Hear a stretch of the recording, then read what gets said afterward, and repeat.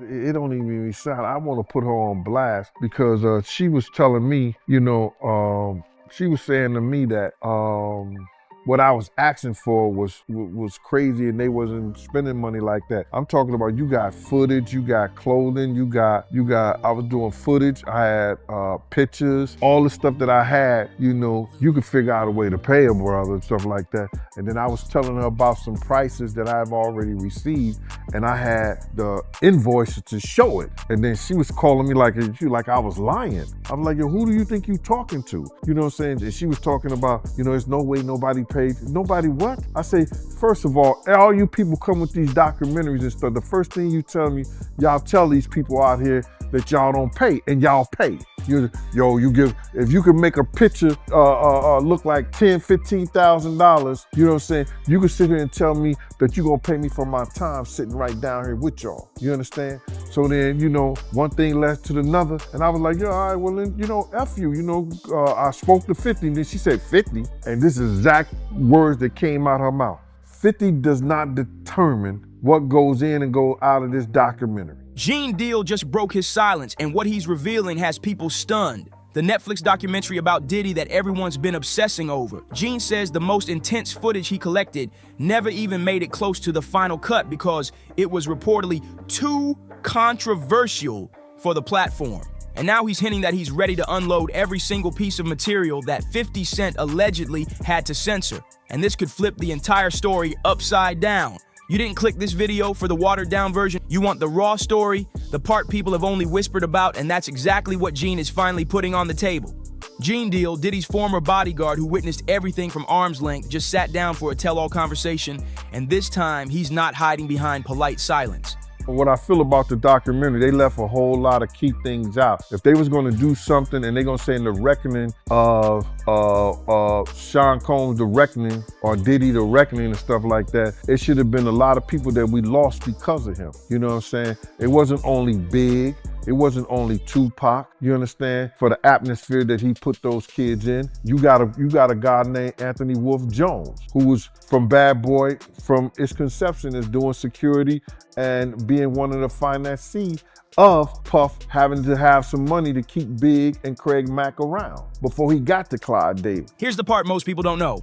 Gene was originally supposed to appear in the Netflix documentary. He and 50 Cent reportedly talked for around 45 minutes, lining up what could have been the most revealing segment of the entire project. But something shifted. Gene felt the director disrespected him, and instead of staying quiet, he walked away from the whole thing with all his story still untouched. And now, he's unpacking every moment that never made it to the screen. He's talking about the City College incident, the long-whispered situation involving Anthony Wolf Jones, what fans have speculated for years about Kim Porter, and why certain top-tier celebrities allegedly paid to distance themselves from the documentary.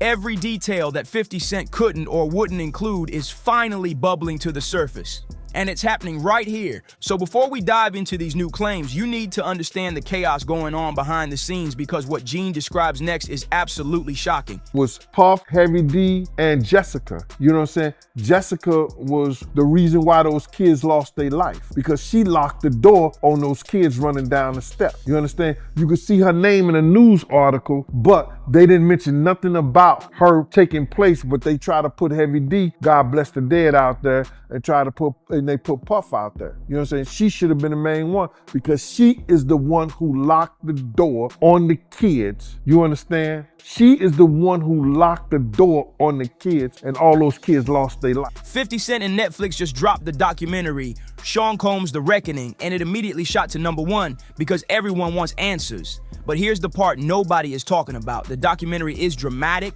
sure, but some of the biggest, most explosive stories were completely left out, and Gene Deal is calling it out loud and clear. Gene wasn't some random security guard. He was by Diddy's side for years. He saw the private moments, the high-level meetings, the heated situations, and the incidents fans still speculate about today. This man has been quietly holding onto recordings, photos, and detailed accounts for years, waiting for the moment the truth could finally be laid out without filters.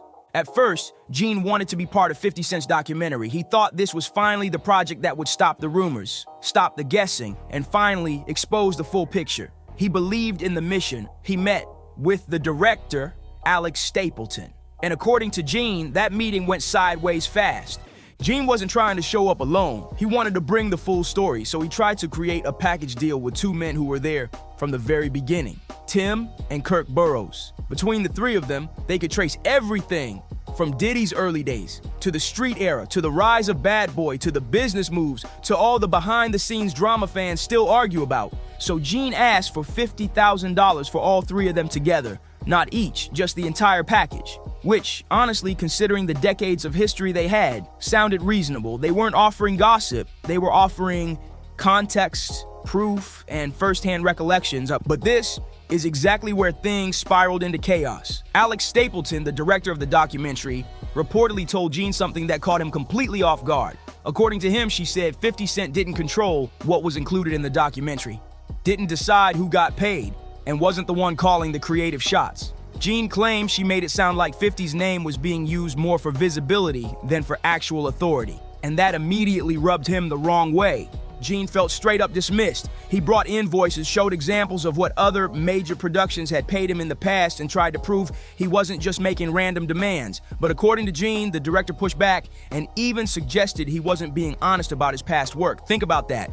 A man who spent years protecting Diddy, witnessing intense situations, gathering information, and putting himself at risk, suddenly being spoken to like his experiences didn't count at all.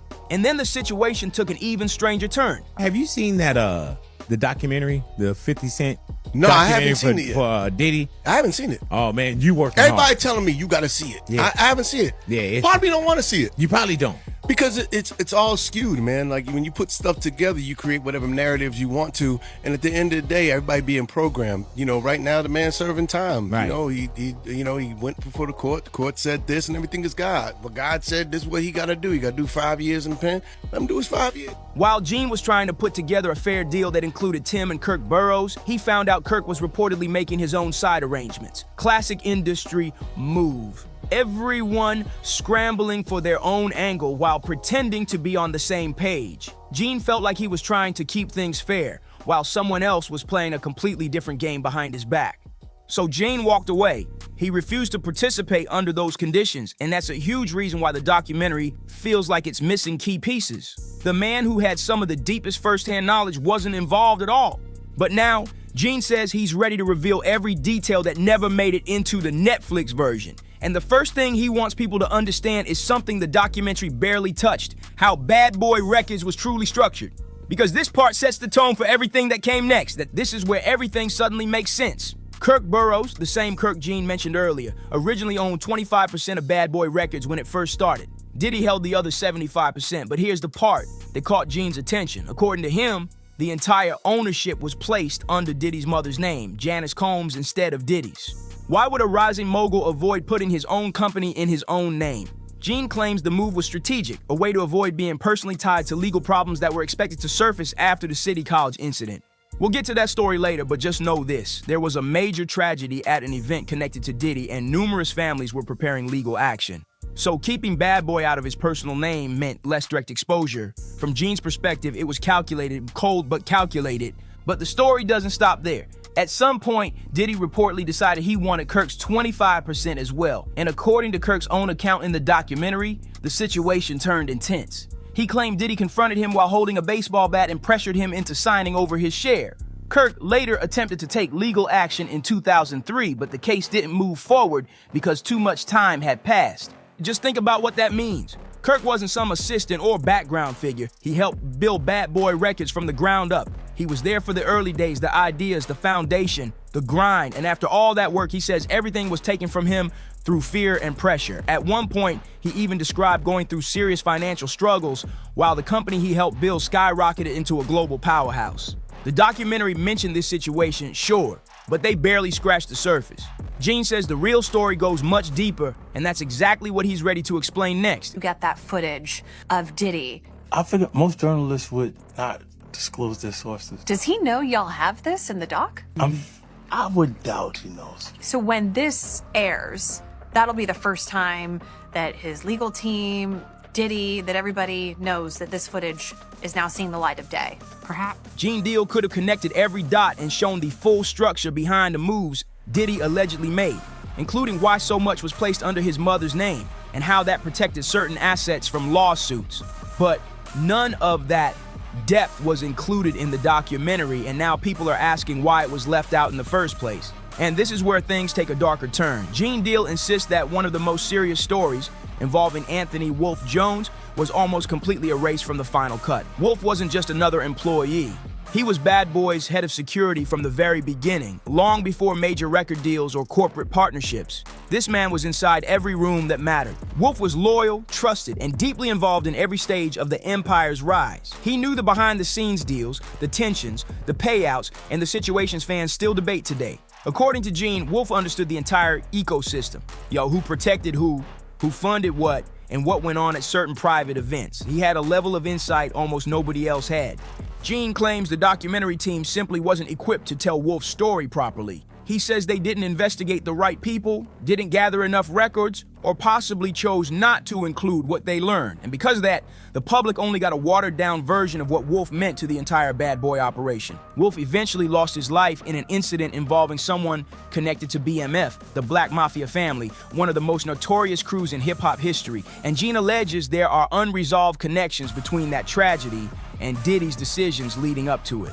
But instead of exploring these claims, the documentary brushed past the topic like it was a minor footnote. According to Gene, Wolf's story is one of the biggest missing pieces, and it changes the entire tone of the Bad Boy narrative. This is exactly the kind of information he says he's finally ready to reveal in full. The documentary flashed a few photos of Wolf, labeled him as security, and then moved on in seconds. Why? Gene Deal believes it's because the full story reaches into territory most productions refuse to touch. Real organizations, real confrontations, and real danger. Netflix wasn't going to risk diving into that level of complexity, and even 50 Cent likely understood the limitations of what could be shown on a mainstream platform. But Gene says this part of the story matters, and avoiding it leaves out a major piece of how everything connects. In his view, Wolf's passing was not some random moment. It was tied to a chain of events that shaped the entire Bad Boy era, and ignoring it leaves audiences with an incomplete picture. And now we get to a situation that Gene says the documentary barely scratched, the City College tragedy. This is the moment the public thinks they understand, but Gene insists the real story is far more complicated than what was presented. He was physically there that night. He saw the setup, the crowd, and the decisions leading up to the chaos.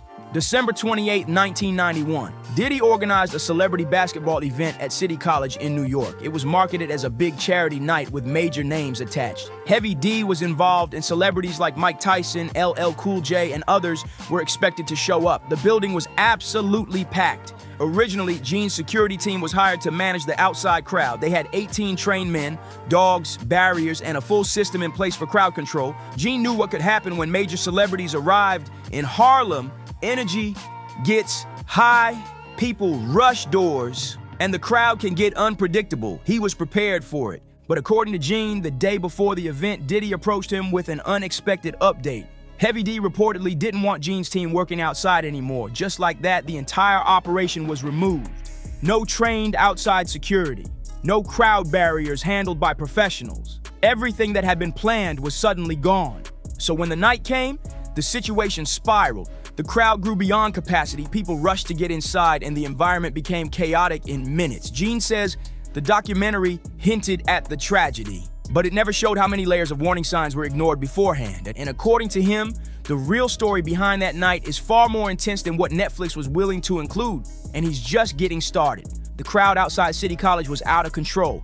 Thousands of people pushing to get in, long lines twisting around the block, and tension rising by the minute. And when celebrities like Mike Tyson and LL Cool J suddenly walked through the front entrance instead of slipping in quietly through the back, everything erupted at once. The crowd surged forward, people pushed toward the doors, and the stairwell instantly became overcrowded. But here's the part Gene Deal says the documentary didn't fully explain. According to him, one of the event promoters, Jessica Rosenblum, who worked alongside Diddy and Heavy D, saw the crowd rushing and panicked. But Gene claims her concern wasn't about crowd safety. It was about the money box containing the event's cash. Gene says Jessica grabbed the box and, in the chaos, locked a door at the bottom of the stairwell to secure it. And when that door closed, it created a bottleneck that trapped a massive number of people trying to enter the venue.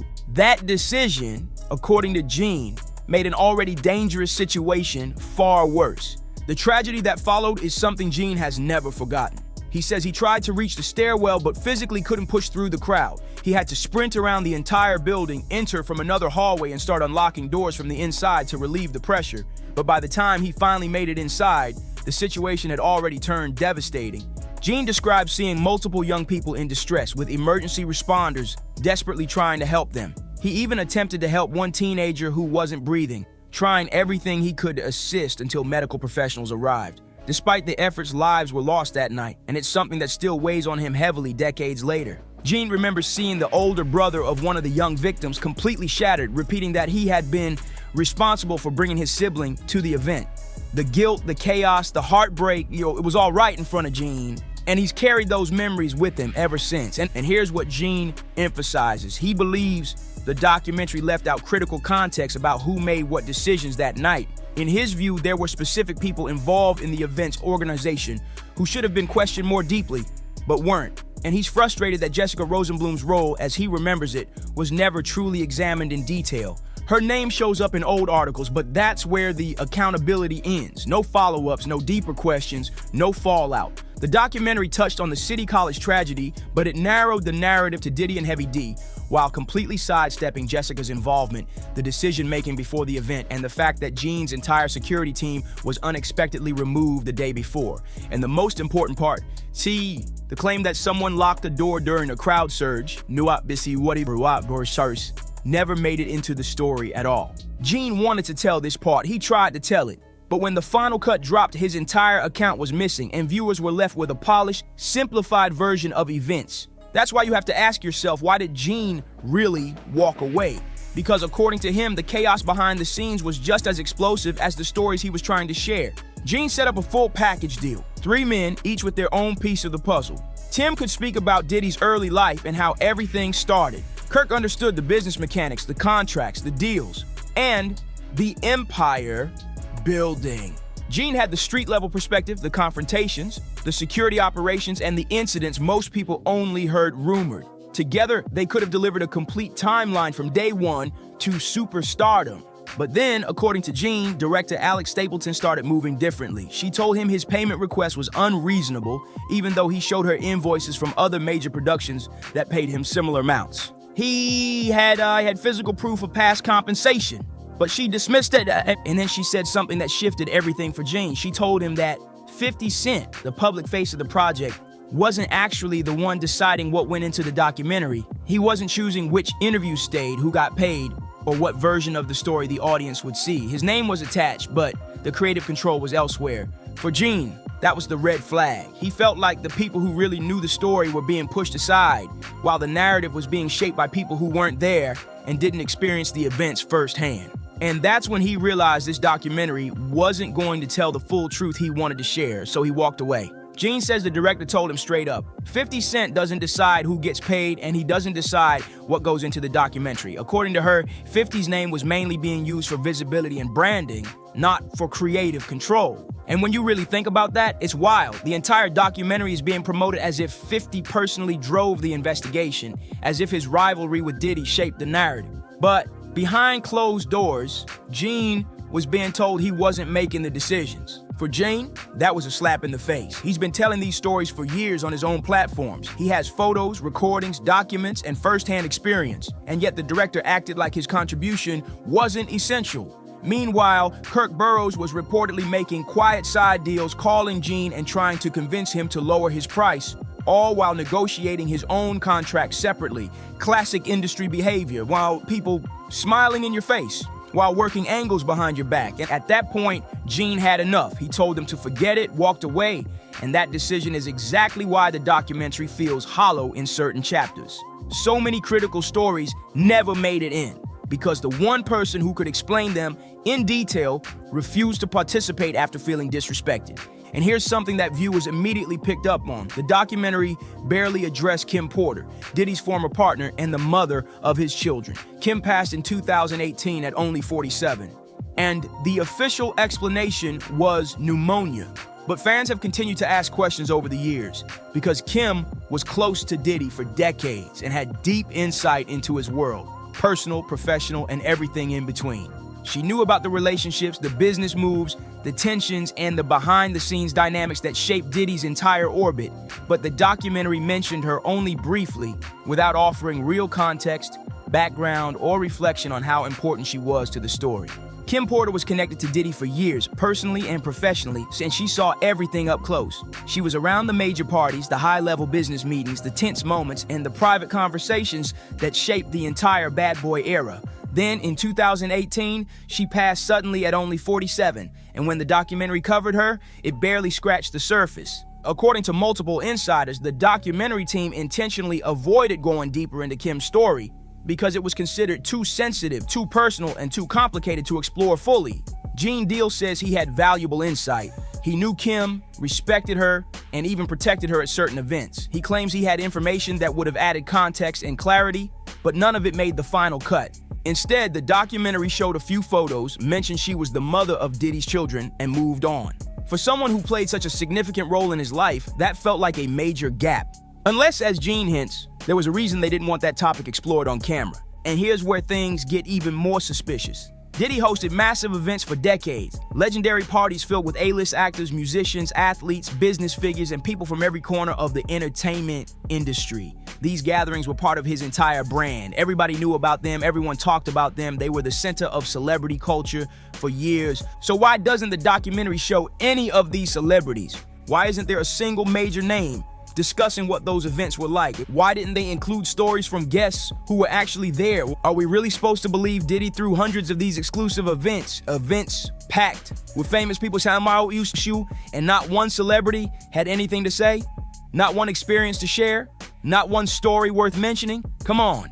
Gene Deal believes top-tier celebrities quietly made sure they weren't included. According to him, some A-listers may have asked to be left out of the documentary entirely because they didn't want old rumors resurfacing or their names dragged into controversy they had nothing to do with. These people have careers, family images, brand deals, and reputations to protect, and being connected to a documentary like this could create waves they don't want.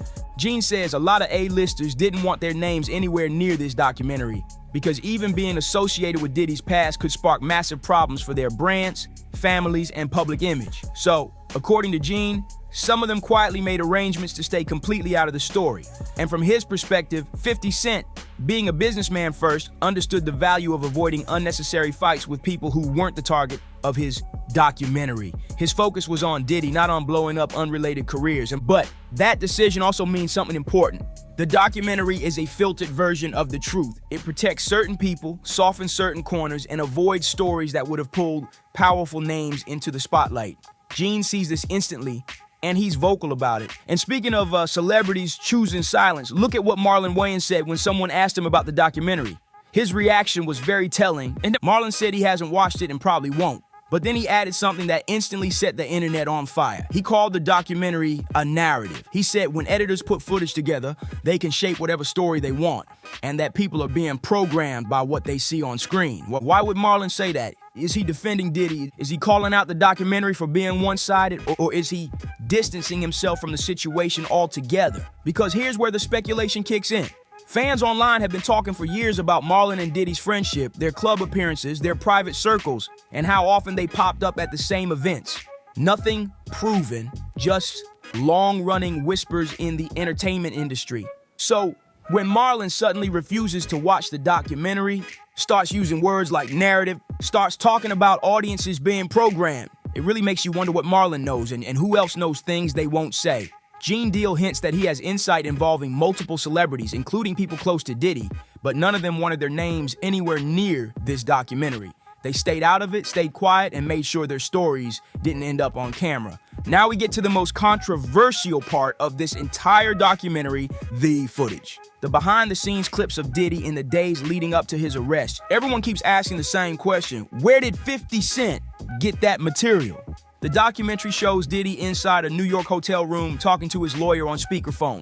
He's discussing legal strategy, reacting to media coverage, and trying to figure out his next steps. This wasn't casual footage, so it was private, personal, and filmed during one of the most stressful moments of his life. From what insiders say, Diddy had hired a personal videographer to document everything during that time. Maybe he was planning a future documentary. Maybe he wanted a record of events. Whatever his intention was, he appears to have had someone following him with a camera, recording sensitive conversations and behind-the-scenes moments most people never get to see.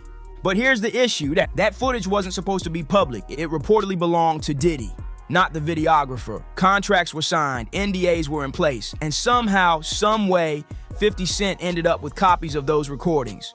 When the documentary dropped, Diddy's legal team immediately reacted. They sent Netflix a cease and desist letter, calling the material unauthorized and insisting it was never cleared for release. They pushed for Netflix to pull the documentary entirely and demanded answers about how the footage left their possession. Netflix responded saying they obtained everything legally, but they refused to explain the source. 50 Cent also stayed silent. Not a single explanation about who handed it over, how they got it, or why it suddenly appeared after years of being locked away. The videographer behind that hotel room footage still hasn't spoken publicly, which makes the entire situation even more mysterious. So what actually happened? One theory floating around is that the videographer might have felt mistreated. Gene Deal mentions multiple times that Diddy reportedly had a habit of not paying people on time or at all. Some fans speculate the videographer may have felt frustrated and decided to release the material through a third party. Others wonder if someone connected to 50 Cent simply purchased the footage. Was it leaked, sold, passed through hands quietly? Nobody knows, and Netflix refuses to say. All we know is that the footage wasn't supposed to be public, yet somehow it landed in the biggest documentary of the year. It's suspicious, it's messy, and it raises questions about everything else behind the scenes. Now, let's move into another part of Gene Deal's story. Something he says comes from his own first-hand experience. Gene explains that after he stopped working for Diddy, Misa Hilton, the mother of Diddy's first son, Justin, reached out and asked Gene to provide personal protection when she wanted to go out and enjoy her life. According to Gene, she felt uneasy because of tensions with Diddy and wanted someone she trusted around her. Gene charged her $2,250 for just a few hours of security, and he told her straight up, if Diddy shows up, he won't try anything. Gene says Diddy knew exactly who he was and knew Gene wasn't someone who backed down easily. The documentary also includes a story from Eric Sermon, the rapper and producer. Eric recalled a moment years earlier involving Misa and Diddy that left him stunned. He said that he and Misa were in a car when Diddy suddenly appeared and confronted her in a heated physical way. Eric claims Diddy became aggressive toward Misa right there in the street. He also says Diddy challenged him to step aside and handle things privately, but Eric chose not to escalate the situation. Eric Sermon said he didn't step in. He just went to listen to music afterward. Gene Deal thinks that's unbelievable. From his perspective, if someone was sitting in his car and another person confronted them aggressively, he would have stepped between them immediately, no matter who the other person was. That's how he sees it. Protect the person you're responsible for. End of story. Gene has been clear in interviews that he believes Diddy struggled with controlling his temper, especially in situations involving women. He says this was something people around the industry were aware of for years, but many chose to look the other way because of Diddy's influence, money, and connections. It wasn't talked about publicly, but behind the scenes, it wasn't a surprise to those who worked closely with him. When the documentary showed that now infamous hallway footage involving Cassie, audiences were stunned. But Gene says the behavior shown in that clip wasn't some isolated moment. In his eyes, the only reason it became global news was because the video escaped into the public. Without that footage, he believes most people would have never known anything happened at all. So after everything he's seen and everything he knows, what does Gene actually think about the Netflix documentary? He watched it, he studied it, he took notes, and his opinion is rough. Gene says most of what was shown is old information and things people inside the entertainment world already knew or suspected. The extravagant lifestyles, the controversial events, the extreme behavior, the controlling energy, none of that shocked him. He says the documentary simply repackaged stories that had been circulating for decades and presented them to mainstream viewers for the first time. The only part Gene actually found valuable was the private behind-the-scenes footage of Diddy speaking with his legal team and reacting to the media storm. Seeing his unfiltered emotions, his stress, and his confusion. But aside from that, Gene felt the documentary played it safe. He says you watch it once and that's it. Nothing deep enough, nothing bold enough, nothing that truly exposes the core of what went on behind closed doors. Gene says the documentary fell short for one simple reason. It was never meant to go as deep as the truth actually goes. He believes he could have made it stronger, more detailed, and far more honest because he was ready to bring real context, real insight, and real documentation. But from his perspective, they didn't want depth. They wanted something polished enough for Netflix viewers, safe enough for corporate lawyers, and simple enough to avoid dragging anyone with real influence into the spotlight. And instead of showing how complicated the entire ecosystem was, the documentary placed almost everything on Diddy's shoulders. It painted him as the only villain in the room, but Gene insists that isn't reality. In his eyes, there were many people who witnessed questionable behavior, many who benefited from it, and many who stayed silent when things went too far. Those names never appeared. Their stories were never mentioned. Their involvement stayed buried. And that's why Gene calls the documentary incomplete. Not wrong, just unfinished. Because here's the key. Gene Deal has been telling these stories for years, long before Netflix, long before 50 Cent stepped in, long before the public cared enough to ask questions. He's been speaking on podcasts, interviews, and his own platforms, laying out details piece by piece. And now that the documentary has the world's attention, people are finally catching up to what he's been trying to say. So now I want to hear from you. Which part hit you the hardest? Or which story do you think should have made it into the documentary but didn't? Drop your thoughts in the comments, share your theories, and let's talk about what really should have been exposed. And make sure you like, subscribe, share, and comment to keep this conversation alive. And I'll see you in the next one. Stay alert out there.